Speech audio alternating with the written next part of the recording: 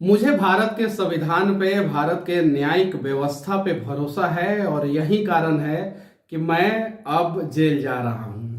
इतने सारे अखबारों में, इतने सारे नेताओं ने तमिलनाडु में जो बिहार के मजदूरों के साथ हुआ उसके बारे में खबरें प्रकाशित की, सोशल मीडिया पे पोस्ट किया सब लोगों ने। लेकिन पुलिस प्रशासन सिर्फ और सिर्फ मेरे पीछे पड़ी रही। मेरा खाता भी फ्रीज कर दिया गया, उसमें जो है 42 लाख रुपया मिला है। कमाल की बात यह है कि 42 लाख रुपया के लिए आज तक आप लोगों ने नहीं सुना होगा कि कहीं भी किसी भी स्टेट का पुलिस जो है प्रेस कॉन्फ्रेंस की होगी और उसमें भी 42 लाख रुपया घर में नहीं पाया गया, 42 लाख रुपया खाता में मिला है। खाता से तो आधार कार्ड, पैन कार्ड सब लिंक रहता है। खाता से तो जो है पैसा आ रहा है और उस पर जो है टैक्स जा रहा है, सबको पता है। चलिए ठीक है, लेकिन मुझे भारत के न्यायाधीशों पे भरोसा है, इंसाफ वो करेंगे। मेरा भी दुख दर्द देखेंगे, मैं सही साबित होके निकलूंगा। और हाँ, आप लोगों से विनती करना चाहता हूँ, जितने भी मुझे चाहने वाले लोग हैं, क्योंकि आप लोगों का प्यार नहीं, सिर्फ और सिर्फ 2 साल के अंदर मुझे इस मुकाम पे पहुंचा दिया कि मैं आज जो है चर्चा का विषय बना हूँ। मेरे पीछे जो है युवराज तेजस्वी यादव जो है वो लगे हुए हैं।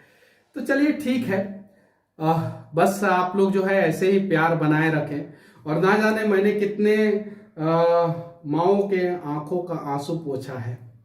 उम्मीद है कि उनके बेटे जो है मेरे माँ का भी आंखों का आंसू पोंछेंगे और उनके आंखों में आंसू आने नहीं देंगे, उम्मीद है। और ये लड़ाई है, ये लड़ाई तब तक जारी रहेगी जब तक हमारा बिहार जो है फिर से नया बिहार, सपनों का बिहार और उम्मीदों का बिहार ना बन जाए। पहला राष्ट्रपति जो है वो बिहार से बनते हैं, सबसे ज़्यादा आईएएस आईपीएस हमारे बिहार से। और आज मजदूरों का राज बन गया हमारा बिहार। हमारे मजदूर भाइयों को कैसे समस्या होता है वो सबको पता है। दूसरे राज्यों में जाते हैं, 6 महीना काम करते हैं, 4 महीना का सैलरी दिया जाता है, 2 महीना का सैलरी नहीं दिया जाता है, भगा दिया जाता है। 2 महीना का सैलरी इसलिए होल्ड कर दिया जाता है कि ताकि जो है वो जिल्लत भरी जिंदगी फिर से जीने के लिए घर से वापस 2 महीना का सैलरी लेने के लिए आएंगे तो फिर 6 महीना काम करेंगे। और यही उनकी नियति बन जाती है, यही उनका भाग्य बन जाता है। यही तो बदलना है हम लोगों को। लेकिन ये सारी चीजें जो है हम लोग संवैधानिक पूर्वक लड़ाई लड़ेंगे और अच्छे ढंग से लड़ेंगे। और बाकी न्यायालय तो है ही, इंसाफ तो होगा ही, आज नहीं तो कल लेट होगा। हाँ, ये बात सही है कि कानून के आंखों पे पट्टी है, लेकिन जब सत्ता के शीर्ष सिंहासन पे बैठे हुए लोगों के भी आंखों पे पट्टी बंध जाए, जब उस राज्य के लोगों के आंखों पे पट्टी बंध जाए, जब वहां के प्रशासन के आंखों पे पट्टी बन जाए, जब वहां के सिस्टम के आंखों पे पट्टी बन जाए, तब जो है वो राज बर्बाद हो जाता है। बाकी हर राज्य के कानून के आंख पे पट्टी है, वो तो कुछ देखता नहीं है। जो हम सबूत पेश करते हैं उस हिसाब से न्याय होता है। तो सबूत पेश करने वाले कौन होते हैं? हम और आप। अपने राज्य के लिए लड़ने वाले, अपने देश के लिए लड़ने वाले कौन होते हैं? हम और आप। जब तमिलनाडु अपने राज्य के लिए लड़के अपने राज्य को जो है इस देश में सबसे ज्यादा इंडस्ट्री फैक्ट्री जो है तमिलनाडु में बनवा सकता है, तो हम बिहार के लोग भी लड़के जो है इस देश में जो है टॉप 5 राज्यों में से तो एक हो ही सकते हैं 5 साल में। तो लड़ेंगे हम लोग। और हाँ, मैंने कुछ गलत नहीं किया है मेरे भाई, कुछ गलत नहीं किया है। मुझे गलत करना होता तो शायद मेरे पास करोड़ों रुपया होता। 42 लाख रुपया का कीमत कितना होता है भाई? आप ही लोग बताइए ना। मैं फिर से कहना चाहता हूं, मैं बार बार क्यों जिक्र कर रहा हूं, एक फॉर्च्यूनर का भी कीमत नहीं है 42 लाख रुपया। 55 लाख रुपया में फॉर्च्यूनर का टॉप मॉडल आता है। फॉर्च्यूनर की बात इसलिए कर रहा हूं ना कि शान की सवारी है बिहार में फॉर्च्यूनर, और फॉर्च्यूनर पे नेता चलते हैं कि नहीं चलते वो आप सभी को पता है। और ऐसा मीडिया में बताया जा रहा है कि 4 अकाउंट में यूट्यूबर मनीष कश्यप के खाते में मिले इतने पैसे कि रह जाएंगे दंगा। सिर्फ 42 लाख रुपया यार, क्यों ऐसा आप लोग खबर चलाते हैं?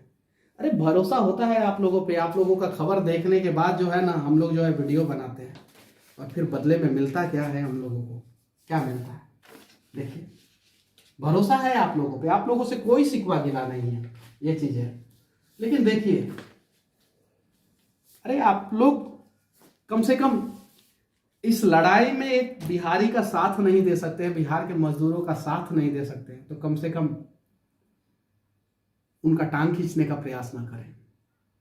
और हाँ, मुझे उम्मीद है कि बिहार के 90% लोग अब जग गए हैं और वो अपना हक मांगेंगे, वो चाहे सरकार हो चाहे सिस्टम हो। जो लोग बोलना तक नहीं जानते थे, बिहार में हत्याएं हो जाती थी और डर के मारे लोग जो है एफआईआर कराने तक नहीं जाते थे, आप सभी को पता है, बताने की जरूरत नहीं है। आज जो है छोटी छोटी बातों पे बिहार के लोग बोल रहे हैं, चाहे वो अस्पताल हो, चाहे वो ब्लॉक हो, चाहे किसी भी प्रकार का। आज से 1.5 साल 2 साल पहले बिहार का कोई लड़का वायरल होता था क्या? कभी आप लोगों ने सुना था? रियरली शायद ही कोई एक इक्का दुक्का होता होगा। अब हर महीना कोई नहीं तो कोई वायरल हो रहा है। देन कौन है, वजह क्या है, आप सभी को पता है। बस अब हम लोगों को बोलना है अपने हक के लिए, अपने लोगों के लिए, अपने राज्य के लिए। और हमें भी वो सारी चीजें चाहिए जो दूसरे राज्यों में है। हमारे बिहार के लोग जो है अब फिर से काबिल बच्चे पैदा करेंगे, ना कि मजदूर पैदा करेंगे।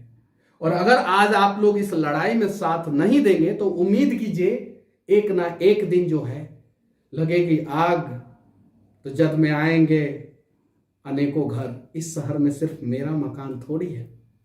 तो ये चीज है। और मुझे अपने लिए खुद करना होता तो एयर कंडीशन स्टूडियो में बैठ के, आप सभी को पता ही है कि मुझे थोड़ा बहुत नॉलेज है और मैं बातों को अच्छे ढंग से रख लेता हूं। एयर कंडीशन स्टूडियो में बैठ के दिल्ली में अपना रिपोर्टिंग कर रहा होता। 42 लाख के जगह पे मेरे खाते में 42 करोड़ से ज्यादा रुपया होता और कोई किसी का हिम्मत नहीं होता कि उस खाते को फ्रीज कर ले। हालांकि जो प्रशासन के लोग हैं उनके भी बच्चे होंगे, उनके परिवार वाले होंगे, उनके घर वाले होंगे। मैं भगवान से सच्चे मन से मैं कह रहा हूं कि मैं भगवान से प्रार्थना करूंगा कि आपके परिवार वाले, आपके घर वाले खूब तरक्की करें, आपके बच्चे खूब तरक्की करें, खूब। और इतनी तरक्की करें कि उस तरक्की में जो है बिहार का भी तरक्की हो। मैं ये विनती करूंगा। और मैं बस न्यायालय के शरण में जेल में जा रहा हूं। ना मैंने रेप किया है, ना मैंने हत्या किया है, ना मैंने तस्करी किया है। और बस मेरा गुनाह सिर्फ इतना ही है कि मेरे सीने में देश धड़कता है, मेरे सीने में बिहार धड़कता है। मेरा गुनाह सिर्फ इतना ही है कि जब मैं दादाजी के पास होता था तो उन्होंने जो है देशभक्ति कहानियां मुझे बताई, कैसे चीन के युद्ध के दौरान क्या क्या हुआ था। मैं अपने पिता के आंखों में आंखें डाल के जब भी बात करने का मैं प्रयास करता हूं तो उन्होंने बताया कि देश का रक्षा सबसे पहले करना है, देश के लोगों का रक्षा सबसे पहले करना है। मैं अपने माँ के आंखों में आंखें डाल के जब देखता हूं तो एक उम्मीद रहता है उनके आंखों में कि बेटवा पता ना हमर का कर रहा बा, लेकिन कुछ तो अच्छा कर रहा बा। तो मैं वादा करता हूं कि ना मैं अपने दादाजी को शर्मिंदा होने दूंगा, ना मेरे पिताजी का सर जो है शर्म से नीचे झुकेगा, और ना ही मेरे माँ को गलानी होगी कि मेरा बेटा ने गलत किया है। बस साथ ही साथ बिहार के लोग, आप लोग भी गर्व करेंगे मेरे ऊपर। मैं वादा करता हूँ कुछ ऐसा करूंगा मैं। जय हिंद।